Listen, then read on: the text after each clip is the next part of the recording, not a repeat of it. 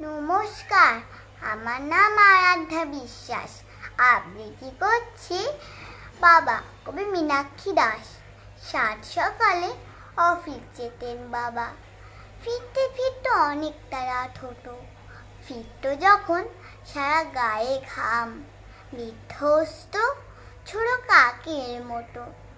মাঝে মাঝে ভেবেই পেতাম না বাবা কেন ওভারটাইম করে, কেন বাবার নেই কোনো ছুটি, কেন বাবা ভোরের বাসটা ধরে।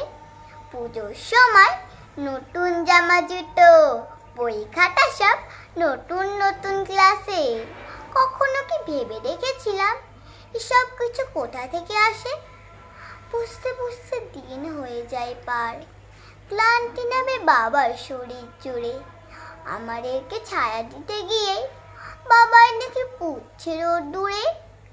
তবুও বাবা আজও বটের মতন, পাতায় পাতায় ছায়ায় ছায়াময়। তার কাছেতে বসলে মনে হয় এই তো আমার নিশ্চিন্ত আশ্রয়।